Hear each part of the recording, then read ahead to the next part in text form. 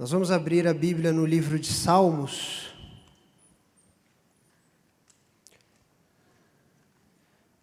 Salmo 39, Salmo de Davi. A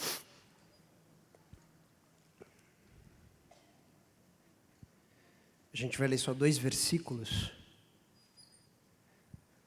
Vão ser os versículos 6 e 7. E a palavra de Deus diz assim: de fato, o ser humano passa como uma sombra, em vão se inquieta, amontoa tesouros e não sabe quem ficará com eles. E eu, Senhor, que espero? Tu és a minha esperança. Senhor, nós te agradecemos por essa noite, Pai. Agradecemos porque o Senhor é um Deus bom, o Senhor é um Deus fiel, Senhor. Nós estamos aqui pela Tua graça e misericórdia, Pai. Nós estamos aqui para buscar a Tua face, buscar a Tua vontade. Esse é o nosso desejo, esse é o desejo do nosso coração, Pai. Abre nossos corações, nossa mente, transforma a nossa vida pela Tua palavra, em nome de Jesus. Amém. Amém? Os Salmos, eles são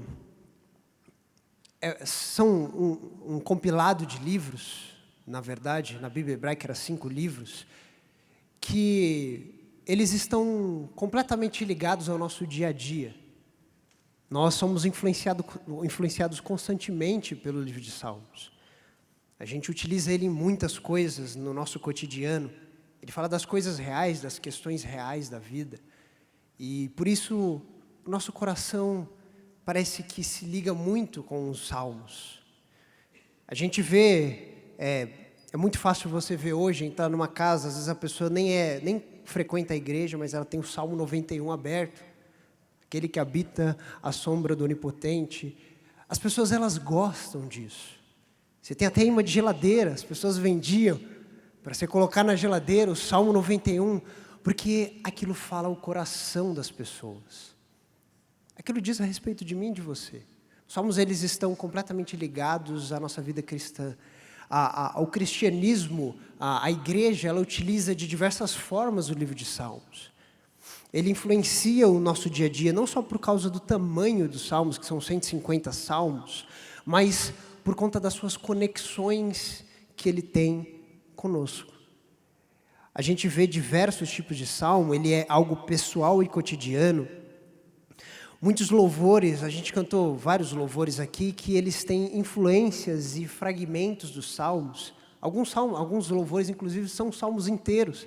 As pessoas, às vezes, até nem percebem. Aquela famosa música do Ademar, grande é o Senhor e muito digno de louvor, é um salmo. O Senhor é meu pastor, quantas músicas já foram feitas com isso? Grandes músicas que fizeram sucesso são utilizadas e inspiradas nos salmos. Os Salmos, eles regem os nossos cotidianos. É interessante isso. E a gente vai entender um pouquinho o que Deus quer falar a respeito conosco do Salmo 39. Não só na igreja, mas muitos, inclusive cantores e poetas, eles buscam inspirações nos Salmos. Para quem conhece a banda U2, Bono Vox, ele é um amante dos Salmos. Ele lê há muito tempo, ele tem o hábito de fazer a leitura dos Salmos. Ele adora os Salmos. Ele busca inspiração nos Salmos. Cantores do rock, do pop, de vários tipos de músicas, poetas, se utilizam da literatura, que é algo bonito, a poesia hebraica é algo bonito, e eles utilizam como forma de inspiração. Engraçado, os Salmos, eles não só influenciam a vida da igreja, mas eles influenciam as pessoas também de fora da igreja. Porque as pessoas, na verdade, se conectam com o livro de Salmos. Nós temos uma conexão. Às vezes, nós passamos por dias difíceis e você fala, preciso ler um Salmo. Ou alguma pessoa manda para você um Salmo e você lê, nossa, é exatamente isso que eu estou passando. Claro que isso acontece com toda a palavra, mas os Salmos é algo especial. É algo que parece que tem essa conexão conosco. E esse Salmo, além disso, além dessa questão, dessa conexão com a vida cristã, com a igreja cristã, com a nossa comunhão, os nossos louvores, você ouve salmos no seu carro, você ouve e às vezes nem percebe. O Novo Testamento, ele também incentiva isso. O judaísmo do Segundo Templo, na verdade, quando Jesus, os discípulos, eles estavam no seu ministério, era muito provável não, acontecia isso nas sinagogas, a tradição judaica, eles tinham a leitura, mas eles também cantavam salmos. Jesus cantava salmos, ele tinha essa conexão com salmos. O Novo Testamento, ele traz muitas citações e também alusões a respeito dos salmos. Eles citam muitas passagens dos salmos. Inclusive, as profecias messiânicas, elas vêm da sua grande maioria, vêm a respeito dos salmos. Então, o Novo Testamento, o mundo de Jesus, as pessoas estavam conectadas com os salmos. Porque fala da vida real. Não só isso, mas, inclusive, Paulo, quando ele escreve a carta aos Colossenses, ele incentiva, cantem hinos, louvem a Deus cantando hinos e salmos. A igreja, ela estava conectada com isso. Ela estava conectada com o louvor e com a liturgia de leitura e de cantar os salmos. Estou trazendo isso só para a gente entender a importância dessa questão dos salmos. No ápice da cruz, Jesus, quando está no ápice da cruz, ele fala, Eli, Eli, lama sabachthani, que era o Salmo 24, que de forma profética Davi pronunciou, e ele repete os salmos no tempo de aflição. Jesus, no clímax da salvação do homem, ele cita um salmo. Que coisa interessante. E parece que Deus, ele quer de alguma forma colocar os salmos dentro da nossa vida. Dentro do nosso cotidiano, dentro dos nossos passos, mostrando que existe vida real, verdade. Existem emoções reais, pessoas reais, com sentimentos reais. Os salmos, eles demonstram angústias, os salmos, eles demonstram medos, os salmos, eles demonstram temores, os salmos, eles trazem a verdadeira vida, não a mentira. Existem salmos que às vezes a gente lê que você fala, meu Deus, esse cara é crente mesmo que escreveu esse salmo? Na verdade, os salmos, eles expressam, porque diante de Deus nós precisamos de plena sinceridade. E os salmos são isso. Os salmos, eles conectam a nossa vida diária com Deus de uma forma a relembrar, a cantar as grandiosidades de Deus, mas também de desabafar a realidade da nossa vida. Esse Salmo 39, agora a gente entrando já, provavelmente foi Davi que escreveu, não só o 39, mas Davi, ele escreveu tanto o 39, quanto o 37, quanto o 38 também. O Salmo 40 também Davi escreveu. Davi foi o grande compositor, ele foi o grande influenciador a respeito dessa questão das músicas, né? O Salmo, ele era a hinologia de Israel. Israel cantava salmos. Se você pegar o Salmo 120 até o 134, eram salmos de romagem ou de peregrinação. Quando Israel subia, quando eles voltavam para adorar no templo, algumas pessoas que moravam fora, eles iam cantando desde o Salmo 120 até o 134. Então as pessoas, elas tinham conexões. O Salmo 30 foi para a dedicação do templo. Eles tinham salmos que eles cantavam na segunda, na terça, na quarta, na quinta, na sexta. E Davi, ele escreve esse Salmo 39, mas ele também influenciou de forma grandiosa a hinologia de Israel. Os hinos, os cânticos, a adoração a respeito de Deus, foi Davi quem trouxe. Ele estabelece os cantores no templo e agora existe essa cultura de louvor e adoração dentro do templo e de confissão e de cantar coisas da vida real também. Davi foi esse cara. Ele mesmo que trouxe isso. Os salmos expressam a verdade das Escrituras e os salmos expressam também a verdade da vida real. Ele não expressa só apenas a verdade das Escrituras. Ele expressa a verdade das Escrituras, mas ele fala da vida real. Isso é muito importante a gente ter em mente. É muito interessante a gente ter isso porque nós precisamos entender que nós precisamos entender a nossa realidade. Nós precisamos olhar para nós e vermos a vida não com maquiagens, não com perfumarias, mas como ela realmente é. Como ela realmente, de fato, está acontecendo. Inclusive na igreja, principalmente na igreja, nós precisamos da realidade da vida. O Salmo ele fala principalmente sobre fragilidade. Mas que coisa estranha.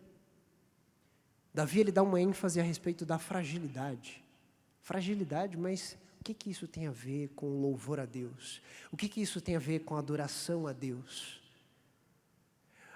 Uma coisa que tem acontecido muito nos últimos tempos é um pensamento de triunfalismo errado nas igrejas. Muitas vezes a gente tem um pensamento de triunfalismo que, claro, Deus ele traz triunfo para nós, mas muitas dessas coisas não são apenas para essa vida, mas para que está por vir. As pessoas elas buscam a Deus apenas esperando que as coisas, eu preciso prosperar, estar melhor, estar bem com a vida. É claro que é o desejo de Deus, muitas dessas coisas. Mas é a realidade da fragilidade e da vaidade da vida. A Bíblia não esconde. A Bíblia fala a verdade. Se você lê essa passagem de Salmos, se você lê vários outros Salmos, você entende que a vida é dura. É difícil. O Novo Testamento, tanto Paulo, quanto Tiago, quanto Pedro, quanto Jesus, eles falam a respeito da vida passageira, das coisas que passam, da morte. Muitas vezes a gente se depara em relação à morte. Esse salmo ele foca muito a respeito da fragilidade da vida humana. Como eu disse para vocês, os salmos eles expressam a verdade. Eles expressam não a mentira, não com rodeios, mas a realidade da vida. A vida é frágil, e isso a gente deve colocar sempre no nosso coração. A vida é frágil, mas como isso pode apontar para Deus? Se a gente pensar na fragilidade da vida, como ela é real, onde estão os valentes? Onde estão os grandes homens da história? Onde estão os grandes homens da Bíblia? Pereceram. Os homens que lutaram na Segunda Guerra Mundial, bravos soldados, na Primeira, que eram fortes, que eram corajosos, que eram inteligentes, poucos restam. Os homens da Bíblia, os valentes de Davi, aqueles que estiveram poderosos, Salomão com todo o seu império, onde está? Passou. Como ele mesmo dizia no livro de Eclesiastes, a vida é vapor, vaidade, ela passa. A vida é frágil e nós precisamos entender a respeito disso. É vapor. Hoje começa, amanhã é lançado ao fogo. A realidade da palavra de Deus, ela sempre traz nós para um confronto a respeito da fragilidade da vida humana. Isso é algo que nós precisamos profundamente meditar. E por que isso é importante? Continuando, para vocês terem noção como a vida é frágil, quando Jesus ressuscitou Lázaro, nós até cantamos música, rolou a pedra, ressuscitou, mas é muito provável que Lázaro um dia adoeceu novamente e morreu. A vida é frágil. Lázaro não está andando por aí até hoje, né? A vida é frágil. Jesus curou substancialmente, ressuscitou substancialmente a Lázaro.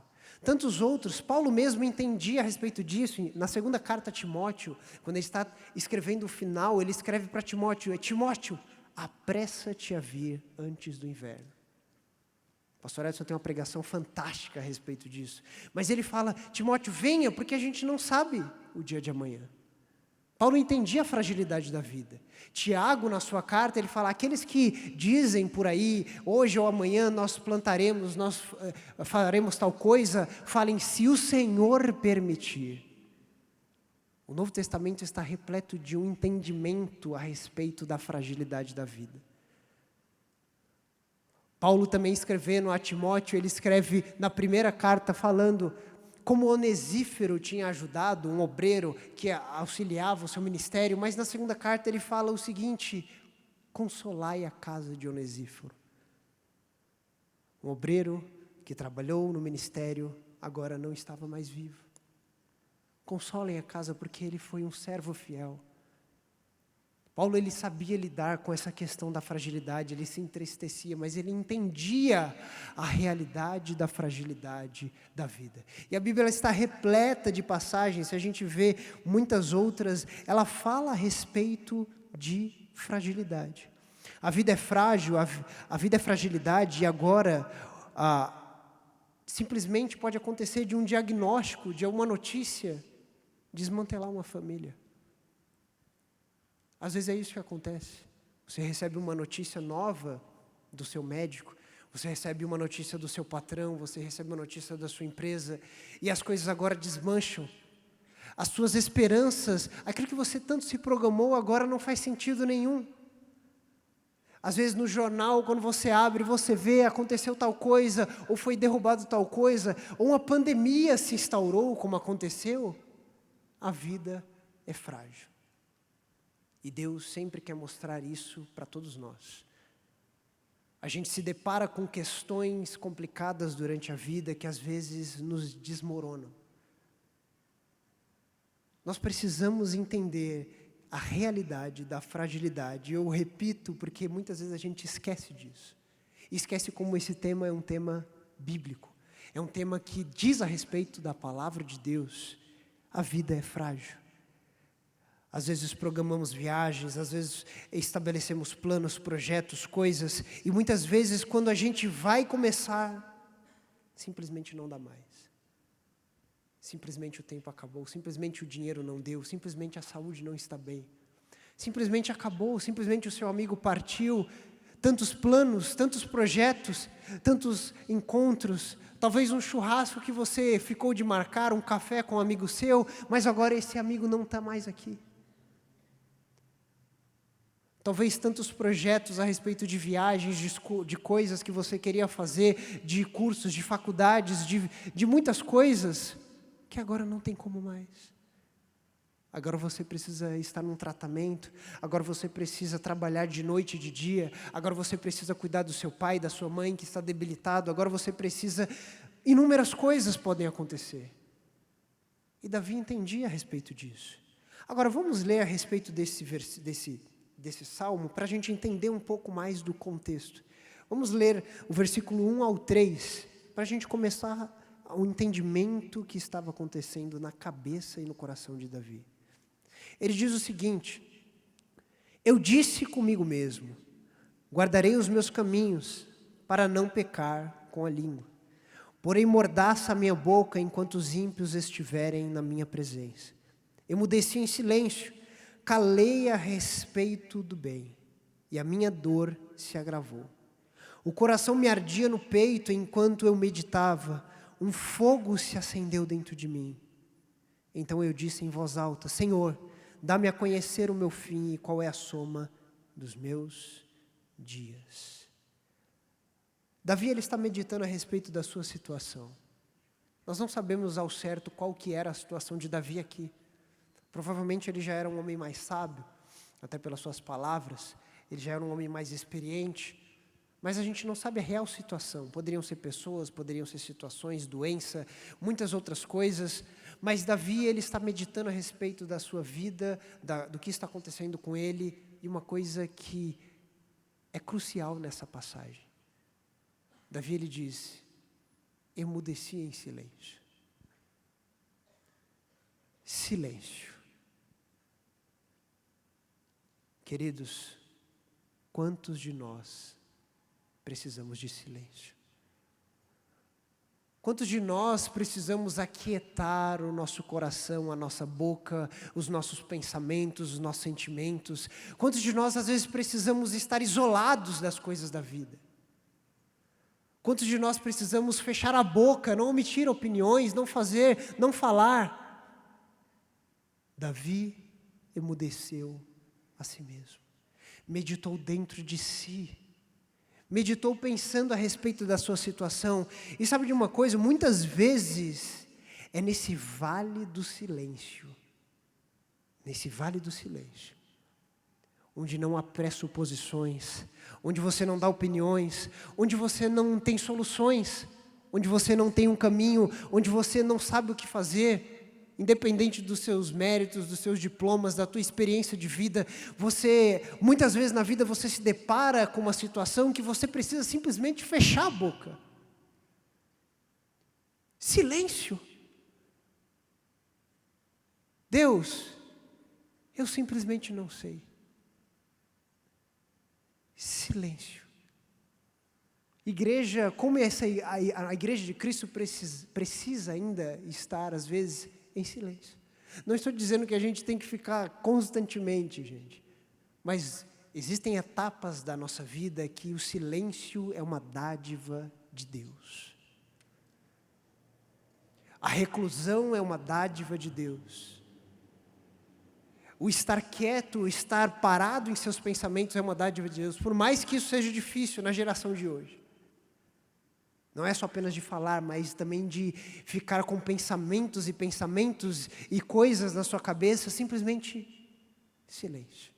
Independente das injustiças, independente dos diagnósticos, independente das crises, independente do que as pessoas falaram a respeito de você, independente das suas expectativas, independente das suas seguranças, independente das suas autojustiças, simplesmente aquiete-se. Simplesmente esteja em silêncio diante de Deus. E é isso que Davi faz. Fechamos a boca e paramos nossos pensamentos para ouvir os compassos do nosso coração. Queridos, como é importante nós ouvirmos o nosso coração. Não estou dizendo para você seguir seu coração. Espera lá. Estou falando como é importante você sondar o teu coração. Como é importante você olhar para dentro de si, examinar a si mesmo, aonde o meu coração está apontando. Davi fala, meu coração queimava enquanto eu meditava, ardia dentro do meu peito e eu mudecia, eu fiquei em silêncio. E simplesmente depois disso ele fala, Senhor, dá-me a conhecer os dias da minha vida. Silêncio. O silêncio nos coloca no lugar devido, muitas vezes. O silêncio, ele coloca-nos num lugar onde não temos essas opiniões. E uma coisa para a nossa geração, não só para a nossa geração, às vezes eu falo a minha geração, mas nós que estamos vivos aqui, viu, gente? Às vezes a gente tem a mania de acontecer alguma coisa e desabafar nas redes sociais. Vou chorar, meu Deus do céu. Vai no Instagram, posta, meu Deus, é isso, é aquilo, e posta no seu Twitter, e posta no seu Facebook, e grava um vídeo, e grava um Reels, e faz alguma coisa, e começa a contar, e manda no grupo de WhatsApp. Simplesmente o que Davi faz aqui, que nós precisamos aprender com ele, é que a primeira pessoa que precisa ouvir a respeito das nossas dúvidas, dos nossos medos e murmurações, é Deus. É Deus. Não é teus seguidores. Simplesmente rasgue e vomite o seu coração diante do único que realmente se importa. Não fique chorando de mimimi para lá e para cá. Simplesmente chore e clame diante da presença de Deus. E muitas vezes a gente faz isso quando a gente está em silêncio. Quieto, onde nenhuma pessoa pode oferecer algo para nós. Simplesmente medite a respeito disso, não chore, não grite para as pessoas, não chame a atenção das pessoas, chame a atenção de Deus. Às vezes eu acho que Deus fica dando risada, gente. Eu não acho, que o Salmo diz que Deus lá de cima dá risada. Porque a gente tenta fazer tantas coisas, como formas de justiça própria, como formas de nos justificar, como formas de desabafar com o mundo. Ai, seguidores, ai, sei lá o quê. Gente, Deus, vamos nos voltar para a presença de Deus. Vamos falar as verdades na presença de Deus. Fale a verdade, não a mentira. Se existe uma pessoa que você não pode enganar, é Deus. Você não pode chegar, ó Todo-Poderoso Senhor, bendito sois vós, eis aqui o teu servo. Não estou criticando esse tipo de oração, queridos, mas muitas vezes, até mesmo na oração, nós não somos sinceros. Não somos. É isso, Deus. Estou bravo com isso. É isso que aconteceu. É isso, é isso, é isso. E não numa forma como você exigir da parte de Deus, mas desabafar, esperar em Deus. E é isso que Davi faz aqui. Ele não sai desabafando, gritando para as pessoas, mas ele desabafa diante de Deus. E ali, no Vale do Silêncio, onde nós estamos quietos, é onde enfrentamos os nossos medos. Quando a gente está quieto, a gente gosta de culpar e vitimizar muito. Culpa as pessoas e vitimiza muito a nós. Quando nós estamos em silêncio, nós sondamos o nosso coração, nós descobrimos que existe muita podridão dentro de nós. E no Vale do Silêncio nós enfrentamos os medos. Existe um grande psicólogo canadense chamado Jordan Peterson. Ele tem feito muito sucesso. Ele foi um cara que rejeitou a questão dos pronomes de ideologia de gênero no Canadá, professor de Harvard, já foi professor de Harvard, ele dá aula de psicologia, e ele solta uns vídeos, ele tem um livro, um best-seller chamado 12 Regras para a Vida, e ele fala o seguinte, que na questão psicológica mesmo, ele fala o seguinte, que muitas vezes nós precisamos olhar debaixo da nossa cama, enfrentar e ver que não existe monstros. Ele usa uma alusão de quando a gente é criança, morre de medo debaixo da cama, meu Deus do céu, você olha para ali, você acha que tem um monte de coisa ali embaixo. Mas ele fala, muitas vezes a gente precisa encarar os nossos medos de frente, para a gente entender que esses medos são muitas vezes insignificantes. Não tem o poder que tem. E Davi, ele faz exatamente isso. Ele vai diante de Deus e a situação que ele estava passando fez ele refletir a respeito da sua morte. E ele fala, Senhor, revela e fala para mim os dias da minha vida. Fale ao meu coração, eu quero refletir a respeito da minha morte. Vocês sabem que a filosofia estoica até, eles tinham um momento mori. Os filósofos, eles pensavam a respeito do dia da sua morte. E Jonathan Edwards foi um grande pregador do século XVIII, foi um grande pregador dos avivamentos nos Estados Unidos, ele era filósofo e teólogo também, e fez um avivamento nos Estados Unidos, pregando em todos os lugares. Certa vez ele decidiu fazer uma lista de 70 decisões, e ele falava, eu decidi isso, eu decidi aquilo, ele trazia isso para a sua vida pessoal, e uma das decisões que Jonathan Edwards fazia era, eu decido pensar todos os dias a respeito da minha morte. Misericórdia, está amarrado, jogado no abismo, né? Os irmãos às vezes vão falar isso. Queridos, ele pensava a respeito disso, Jonathan Edwards pensava a respeito disso, porque aquilo o fazia refletir a respeito de onde estava o seu coração. Nós não temos a quem enganar. Queridos, todos nós aqui estaremos sujeitos ao grande dia de Deus. Estaremos diante do juízo, de julgamento, não de juízo, mas de julgamento de Deus. Todos nós passaremos, pereceremos, e é por isso que muitas vezes nós precisamos sim pensar a respeito da nossa morte.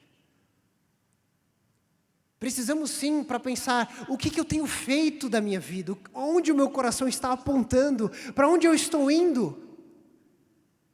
Reflita a respeito da sua morte para você ver. Reflita a respeito. Inclusive, muitas pessoas às vezes falam, não, morte, está amarrado, está repreendido, jogado no abismo, tal. Queridos, eu não estou falando que a gente vai ficar aqui um monte de necromante aqui, sei lá o quê, tal. Não é isso não. O Novo Testamento fala muito a respeito de morte. Jesus falava a respeito de morte.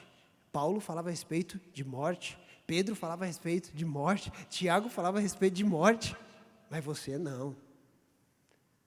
Eu não vou pensar nisso. E eu não vou pensar. E às vezes a gente precisa lidar com isso, porque pensando em sua morte, Davi encontrou a vida. Davi encontrou a verdade refletindo a respeito da sua morte. É interessante que Jesus, no Novo Testamento, ele fala, aquele que encontrar a sua vida, esse a perderá, mas aquele que perder a sua vida, esse a encontrará. O livro de Colossenses 3:3 fala que a nossa vida está oculta com Cristo, como se estivéssemos mortos, para que no dia da sua glória nós nos manifestemos. É uma caminhada de cruz, é uma caminhada de negação. É preciso nascer de novo, é preciso morrer, é preciso pensar a respeito da morte. Que coisa doida, né? Mas é muitas vezes pensando a respeito da nossa morte que nós entendemos a verdadeira vida. É muitas vezes pensando na morte que nós entendemos aonde está o nosso coração. Versículos 5 e 6, Davi vai continuar falando e ele fala o seguinte: deste aos meus dias o comprimento de alguns palmos, a tua presença, o prazo da minha vida é nada. Na verdade, todo ser humano, por mais firme que esteja, é pura vaidade. De fato, o ser humano passa como uma sombra, em vão se inquieta. Amontoa tesouros e não sabe quem ficará com eles. Davi está refletindo e pensando a respeito da brevidade da vida, da fragilidade da vida. E ele fala, o ser humano, por mais firme que esteja, não dura nada. Um exemplo muito claro disso, queridos, eu citei de manhã, é Steve Jobs, no auge da sua carreira, visionário, bilionário. Tem uma frase que o pastor sempre fala, que ele dizia que a cama mais cara do mundo é a cama de um hospital. Ele, inclusive, ele tinha muito medo a respeito, ele pensava muito a respeito do fim, da morte. Inclusive, ele queria tirar todos os botões, até o de desligar do iPhone, porque ele achava que as coisas não deveriam ter fim, mas elas têm. As coisas têm fim. Por mais firme que esteja, por mais firme que você esteja, porque às vezes você pensa, meu Deus, eu estou com estabilidade. Estou aqui, cheio de dinheiro. Minha casa já terminei de comprar, já tenho meu carro, já tenho a minha empresa, já tenho meu emprego, está tudo bem, está tudo ok. As posições das minhas ações estão diversificadas, crise nenhuma vai abalar. A minha saúde, está em dia. Por mais firme que esteja, o homem passa de forma breve. Por mais firme que esteja, nós estamos caminhando constantemente para a fragilidade da vida. Muitas vezes a gente está no auge da nossa vida, no auge da nossa força, mas chega uma determinada época da nossa vida que a fragilidade vai pegando, até que nós sucumbimos a isso. Se você pensar Napoleão, Alexandre o Grande, Júlio César, os grandes imperadores, os grandes guerreiros, os grandes homens visionários, pereceram para a fragilidade. Por mais firme que esteja, isso você precisa refletir muito, querido. Aonde você está se agarrando? Aonde está a sua firmeza? Aonde você tem depositado a sua base, a sua esperança? Por mais firme que esteja. Por mais firme que esteja, o homem passa de uma forma rápida, breve.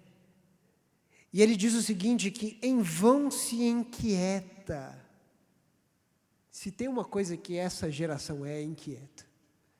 Senhor amado, tenha misericórdia da nossa vida. Nós somos inquietos com tudo. Nós precisamos ser produtivos. Nós estamos sempre atrasados em relação aos outros. Eu preciso isso, eu preciso aquilo, eu preciso me formar, eu preciso fazer a pós, eu preciso fazer um doutorado, eu preciso casar, eu preciso namorar, eu preciso ter filho, eu preciso sei lá o quê, eu preciso comprar um apartamento, eu preciso financiar, eu preciso fazer isso, eu preciso viajar, eu preciso estudar inglês, eu preciso fazer isso, aquilo. Nós estamos inquietos, eu preciso fazer uma cirurgia, eu preciso mudar meu rosto, eu preciso ir para a academia. Queridos, eu não estou dizendo que essas coisas são completamente ruins. O próprio Deus fala, construam, vivam, né? Falando para os israelitas na Babilônia, construam, vivam, façam pomares, criem filhos, façam isso, mas entenda que essas coisas são vãs. Nessa terra, são vãs. Em vão se inquieta o homem. Eu tenho certeza que em vão você se inquieta, porque eu sou assim. Nós estamos constantemente inquietos a respeito das coisas da vida. Inquietos. Santo Agostinho de Hipona escreveu um livro, um dos maiores teólogos da igreja, um livro chamado Confissões, estudado em muitas universidades do mundo, um livro fantástico, acho que todo cristão deveria ler esse livro. E ele começa o seu livro, uma das primeiras frases que ele escreve é: porque tu nos criastes para ti, e o nosso coração anda inquieto até repousar em ti. Ele meditou nessa passagem porque é de fato isso. Nós buscamos amor, buscamos consolo, buscamos riqueza, buscamos tesouros, buscamos coisas, reconhecimento, buscamos status, mas na verdade o que o nosso coração está clamando é pela presença de Deus. Em vão se inquieta o homem, em vão ele busca essas coisas. Em vão ele faz de tudo, ele às vezes não dorme, ele às vezes vira madrugadas, ele faz tantas coisas, porque o seu coração precisa estar inquieto, e ele não consegue perceber que não é isso que Deus quer. Não é isso. A palavra de Deus diz que em vão nós nos aquietamos, e se a palavra de Deus diz que em vão nós nos aquietamos, quer dizer que a sua inquietação é vã. Você entende isso, querido? Eu preciso relembrar isso constantemente para mim, viu? É só comigo que acontece. Constantemente nós precisamos. Por isso que os salmos, eles estão de acordo com o nosso cotidiano, com a nossa vida. Nós precisamos constantemente relembrar, cantar a respeito disso, entender a respeito do que a palavra de Deus diz para nós. Ele diz que nós buscamos tesouros, ajuntamos tesouros e nem sabemos para quem vamos deixar. A gente busca em tantos lugares a estabilidade.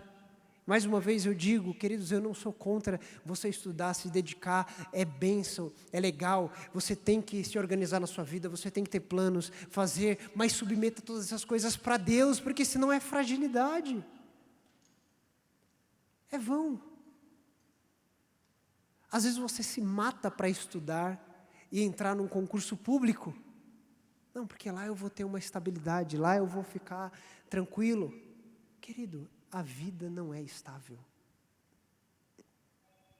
Sinto muito te contar essa verdade para você.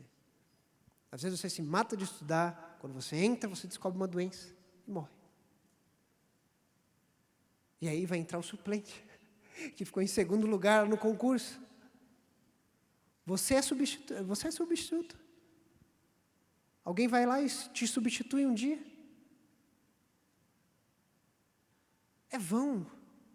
Entenda que a vida, ela é instável.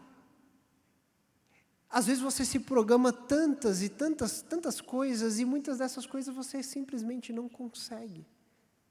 Eu não quero trazer uma mensagem de desânimo para vocês, queridos. Mas eu quero mostrar que a fragilidade, ela aponta para aquele que não é. A fragilidade humana aponta para aquele que nunca foi frágil. Nosso coração precisa entender essa fragilidade. Entender o que nós somos, a nossa realidade. Nós andamos tão inquietos. Vamos pular só um pouquinho, só para ler sobre o versículo 9 e 11. Davi vai dizer: emudeço, não abro os lábios. E agora ele descobre porque ele está em silêncio. Porque tu fizestes isto. Muitas vezes não é você que está em silêncio. Muitas vezes é Deus que te colocou em silêncio. Muitas vezes Deus vai precisar colocar você em um tempo de silêncio. Aquieta, meu filho. Fecha a boca. Tapa seus pensamentos, para. Às vezes você precisa simplesmente silêncio. Porque tu fizeste isso, Davi diz. O Senhor que fez isso, tira de sobre mim o teu flagelo. Pelo golpe da tua mão estou perecendo. Quando castigas alguém com repreensões por causa do pecado, destrói neles como traça o que tem de precioso. De fato, o ser humano é pura vaidade. Hesed, a palavra hebraica que fala vapor, não é a vaidade que a gente em português entende como, né, ficar todo vaidoso, mas no sentido de é vapor, é passageiro. Uma hora está aqui, outra hora passou. Davi agora ele entende nesse vale de silêncio, nessa meditação que ele não é a vítima da sociedade. Na verdade ele é pecador como qualquer um outro. E uma coisa interessante é quando ele fala assim, o Senhor destrói nele como traça o que tem de mais precioso. O Senhor não está destruindo coisas que são boas no sentido um casamento, não é isso, claro que não. Mas muitas vezes nós criamos ídolos para nós. Eu imagino que Jesus, lembrando desse salmo, ele diz o seguinte, ajuntem tesouros, onde a ferrugem e a traça não corroem. É isso que Davi fala. Você junta coisas e acumula coisas que você gosta de fazer, acumula objetos, acumula diplomas, acumula reconhecimento, acumula tudo. E muitas vezes Deus vai e toca bem nessa ferida, para que você entenda o único que merece a atenção do seu coração. Inquietos. Quando nós começamos a ter esse coração, nós começamos a criar ídolos. É isso que Davi está falando. João Calvino falava que o coração do homem é uma fábrica de ídolos.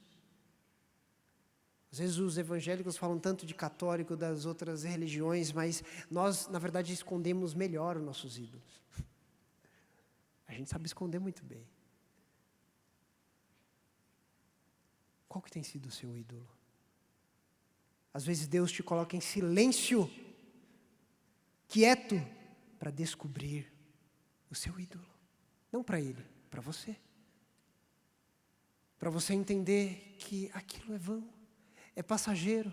E muitas vezes Deus vai chacoalhar a sua vida em determinada área, misturar as coisas, virar de ponta cabeça, não para ser um Deus sádico, mas porque Ele quer mostrar, filho, olhe para o que realmente importa.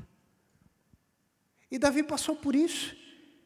Davi, ele entendeu que ele precisava tirar esses ídolos do seu coração. J.K. Smith, que é um teólogo e filósofo cristão, escreveu um livro muito bom também, chamado Você é aquilo que ama. Você se torna aquilo que você ama, na verdade. E ele fala numa questão muito interessante, que o homem, ele foi criado por Deus para amar. Nós somos seres amáveis, que dão amor e que recebem amor. Se você não ama a Deus, você provavelmente está amando outra coisa. E não quer dizer que você não possa amar a sua esposa, os seus filhos, o trabalho que às vezes você ama o que você faz. Na verdade, é que todos esses amores, eles não podem estar na frente do amor de Deus. O amor de Deus deve ser de todo o coração, de toda a tua mente, de todo o teu entendimento, acima de todas as coisas.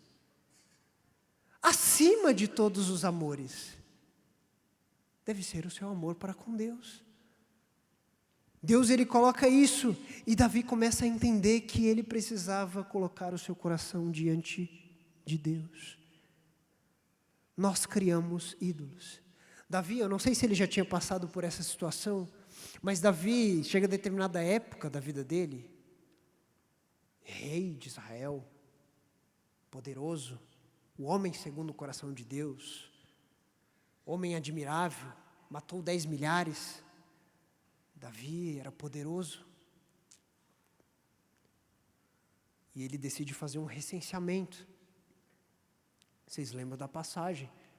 Ele decide ver quantos homens, quantos soldados eu tenho, como é poderoso o meu império.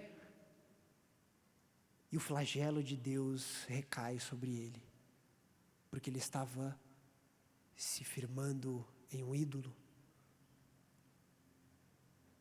Ele estava criando um ídolo um altar de adoração em algo que não era, que Deus não tinha colocado. E às vezes a gente precisa perceber dentro do nosso coração o que realmente tem sido os altares do nosso coração. Eu digo para você, muitas vezes é em silêncio, no vale do silêncio, que você descobre os seus verdadeiros ídolos. Você aponta para as pessoas, você fala, o fulano de tal, olha o que ele faz, olha o que ele olha isso, olha aquilo, mas você não sonda o seu coração para entender os seus próprios ídolos. Não é isso que Deus quer. Nós criamos ídolos e nós precisamos entender que ídolos são esses. Agora, a pergunta crucial desse salmo. A pergunta crucial agora de Davi é: e eu, Senhor, o que espero? Tu és a minha esperança.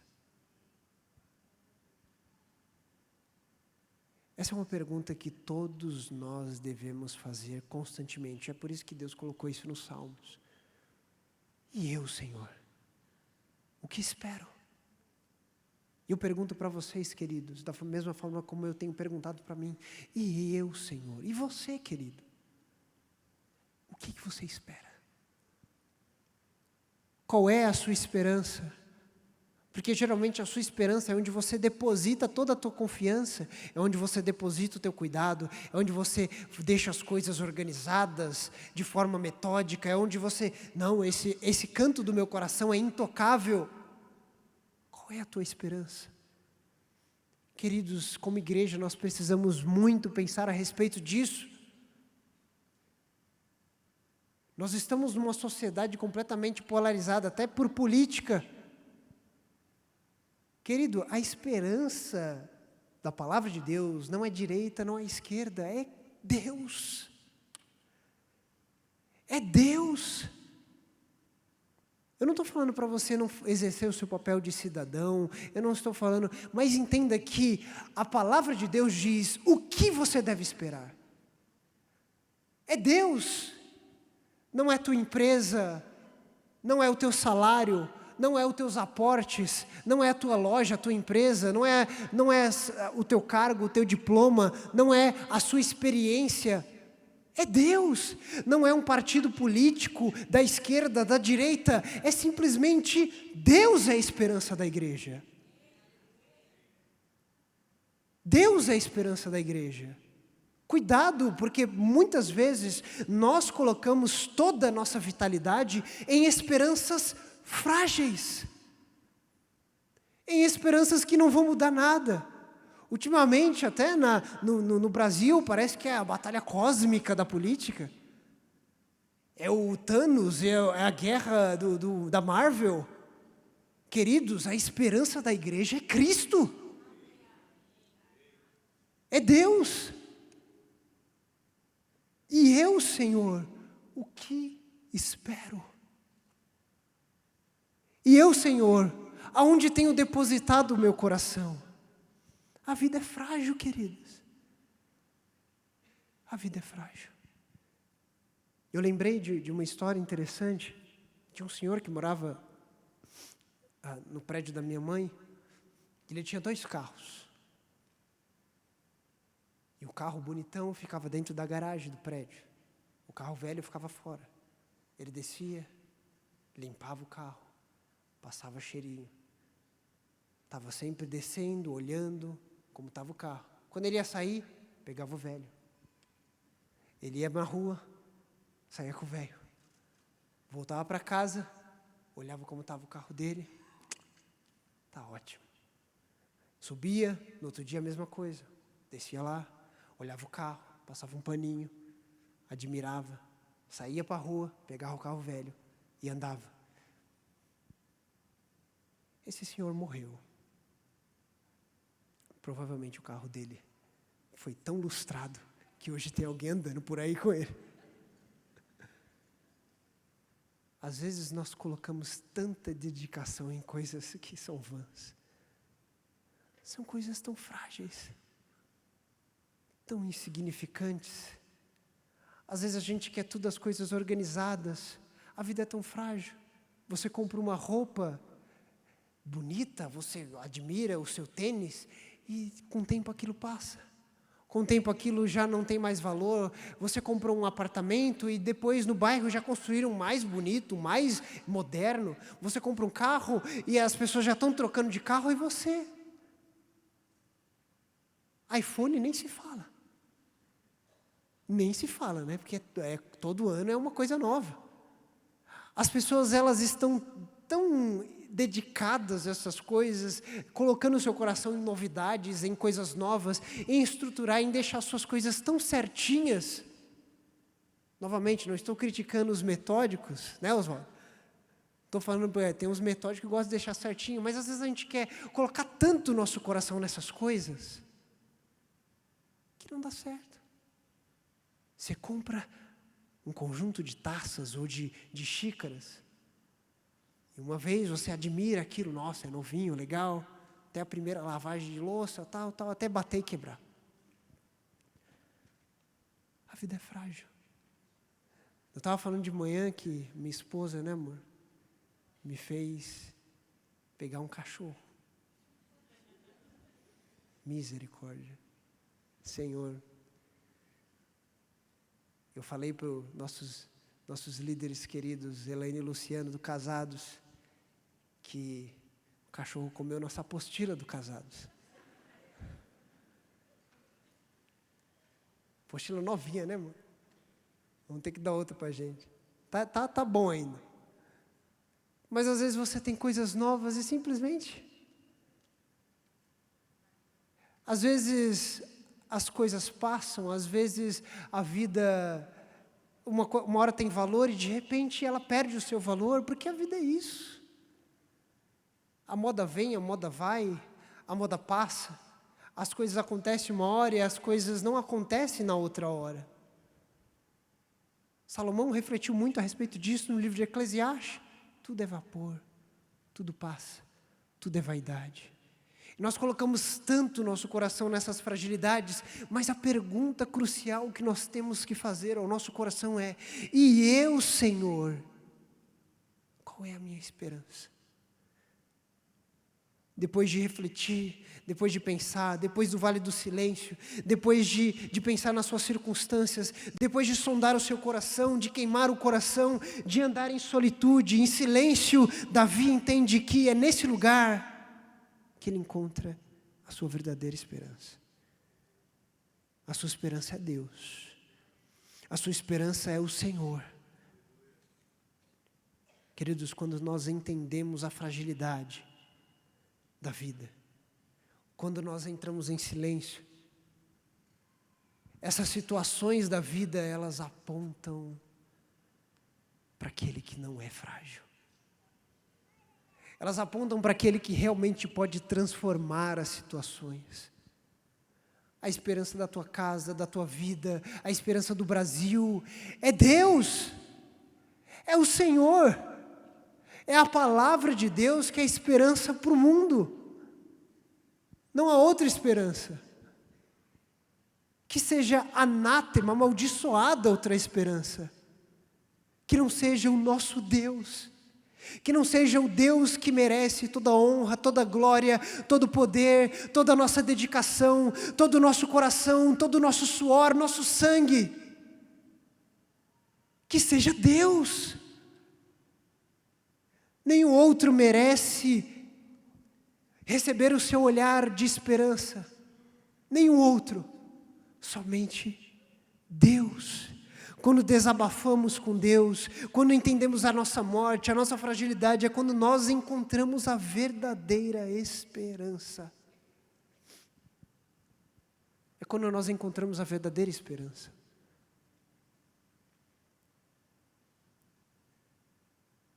Queridos, essa pergunta crucial deve ser feita constantemente ao nosso coração. É por isso que o livro de Salmos são livros que conectam a nossa vida. Porque muitos de nós estamos na mesma situação de Davi. Muitos de nós estamos talvez quietos por nós, por Deus. Quietos queimando o coração, pensando, muitos de nós estamos firmes. Estamos bem? Não, essa palavra não é para mim não, estou firme. Lembre-se da fragilidade da vida. Lembre-se das coisas passageiras da vida. Querido, a igreja, nós como igreja, precisamos sempre perguntar: qual tem sido a nossa esperança? Qual tem sido a sua esperança? Dia após dia, qual tem sido o que o teu coração tem falado a respeito do futuro, das coisas, da sua dedicação? Qual tem sido a tua esperança, querido? Igreja, é tempo de nós entendermos a respeito disso. Davi, no final do Salmo, ele fala para Deus tirar esse flagelo. Ele até fala, até uma questão um pouco estranha, quando ele fala assim: tira de mim o teu olhar. Mas é o olhar de repreensão, porque ele se afastou da presença de Deus. Ele que estava num lugar onde não existia a presença de Deus, e ele gritando, clamando a Deus, ele tenta retornar. Quantos de nós estamos passando por isso? Quantos de nós precisamos lembrar qual é a nossa verdadeira esperança? Igreja, para finalizar, eu faço essa pergunta para vocês. E vocês? Qual tem sido a sua esperança? Senhor, nós te agradecemos, Deus. Te agradecemos porque o Senhor tem sido um Deus fiel, o Senhor tem sido um Deus bom. Nós te agradecemos, Pai, porque o que nós queremos, Deus, é que o Senhor seja de fato a nossa esperança, Senhor. Senhor, derruba diante de nós os nossos ídolos, sejam eles do trabalho, sejam eles da nossa vida diária, sejam eles do ministério, Deus. Sejam eles ídolos que nós criamos até mesmo dentro da igreja, Senhor. Porque o Senhor sempre deve ser a nossa esperança. Senhor, que essa pergunta arda dentro de nós, queime dentro de nós. Senhor, e eu, Senhor, o que eu espero? E certamente, quando nós estivermos diante da Tua presença, sem rodeios, sem soluções, sem pressuposições, sem planos, sem objetivos, sem vitimismo, sem mágoas, sem angústia, Senhor, nós poderemos dizer: Senhor, Tu és a nossa esperança. E nós te agradecemos em nome de Jesus. Aplauda ao Senhor em nome de Jesus. Amém. Amém.